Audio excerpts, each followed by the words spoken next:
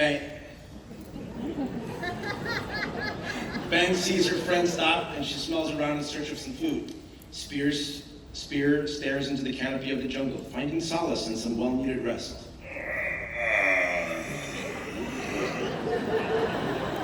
A quiet beat. Suddenly, something stirs deep in the jungle beyond the view of our heroes. The wind shifts, and Fang picks up a scent. She sniffs the air. A moment later, Spear, his scent not as strong as Fang, also picks up the scent. Whatever it is, he doesn't like it. He grips his lance and prepares for whatever it is. Fang, meanwhile, has gotten a really good whiff of it, and she decides fleeing might be a better option than facing whatever this thing is. She passes past Spear and roars at him, implying, let's get out of here. Spear doesn't listen. He wants to stay and fight. Fang roars back angrily. Roar! Spear's defiant.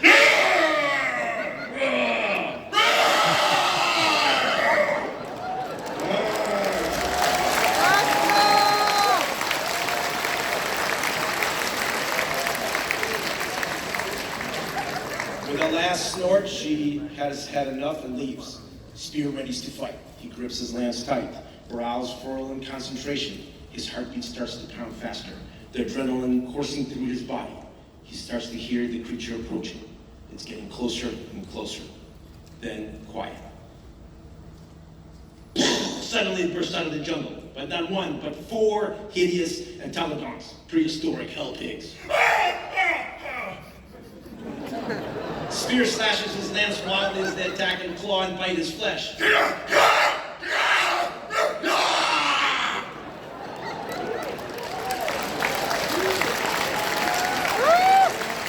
Spear's basic survival battle mode kicks in, and he kicks one of the hell pigs off him, and then shish kebabs another. But 2 more on top of him and ripping his flesh apart. Then we hear a gigantic roar. Roar! Fang bursts in and bites one pig, crushing its body instantly. The other releases Spear, but before it can flee, Fang is on top of it and bites its head clean off. Blood sprays everywhere. Fang bellows a triumphant roar.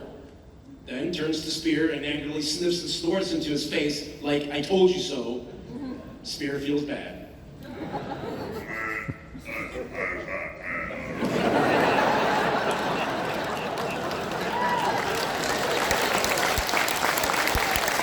The 2 friends continue their journey into the jungle.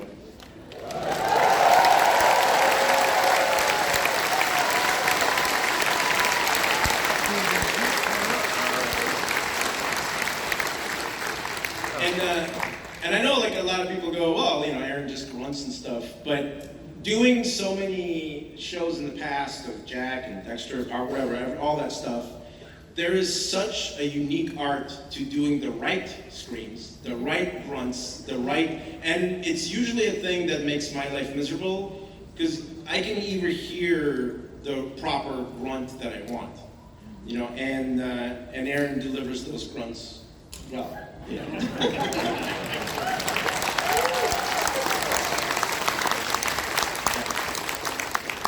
And I found Aaron because we were doing Popeye, and Aaron was the voice of Bluto, the scratch voice actor.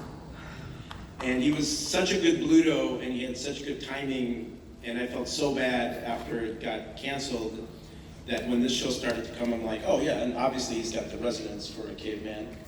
And so I thought, yeah, let's give it a shot.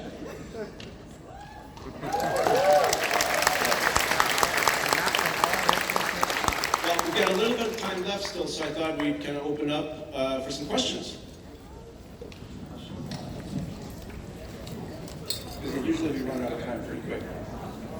I did have a question, but Alright, so what's the highest level of technology we're going to see in the show? The highest level of technology. You got caveman and then Vikings with iron swords and stuff like that. I think it's in that realm. It doesn't get, it's you know, I think it's Bronze Age-ish is probably correct. Right? I think it's all, I mean, look, the show started with a man and dinosaurs, so we already know we're off, you know, proper science right away. Yeah. But it's Conan the Barbarian in many ways. Yeah. Conan's obviously a big influence, and I can't do Conan, but maybe I can. Yeah, you did a better version of it. Thank you.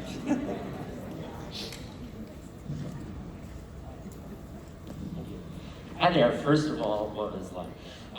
Thank you all for taking time to spend with us this afternoon. It's appreciated. So I was just curious, is there like a long-term plan for the show? Do you have like 5 seasons mapped out, 6? Like I'm wondering, like, do you already know the big picture?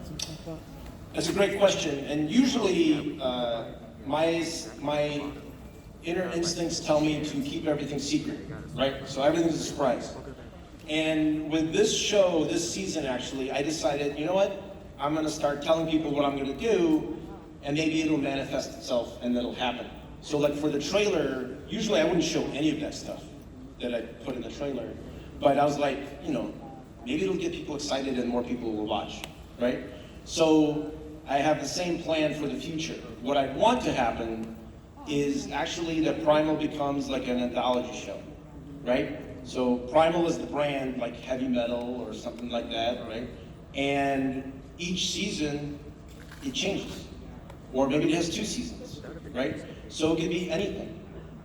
And that's what I'm really excited about, and I think that's what I'm gonna try to pitch and see if other people wanna join me on that journey. Thank you.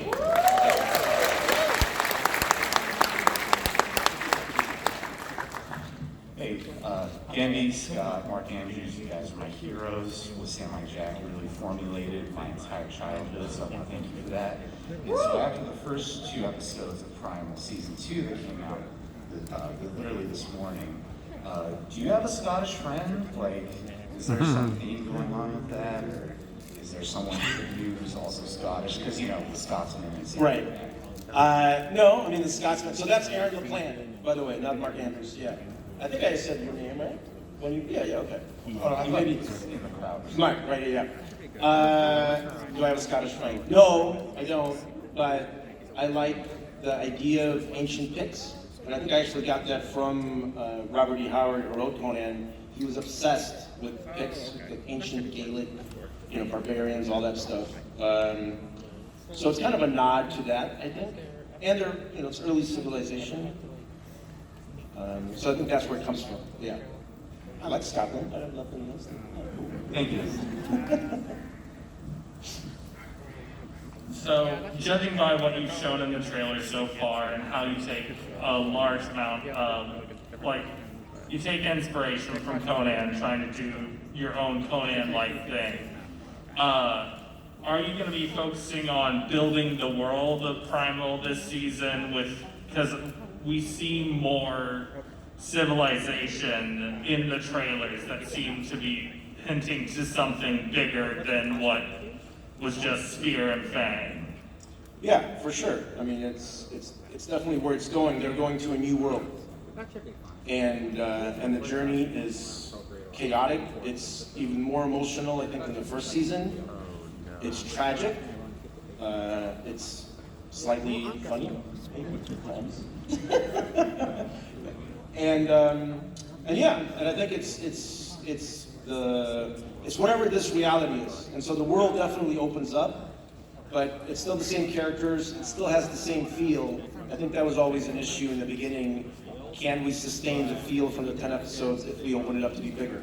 And we had to rework the story a couple of times to facilitate that, because the thing that's the easiest to do is to go into a pharaoh, overlord, slaves, all that kind of stuff, and what I had to begin.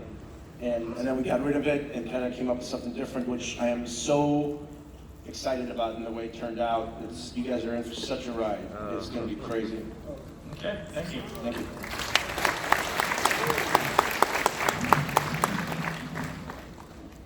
Hi. I just wanted to say thank you for the Samurai Jack and Star Wars: The Clone Wars. That was really good.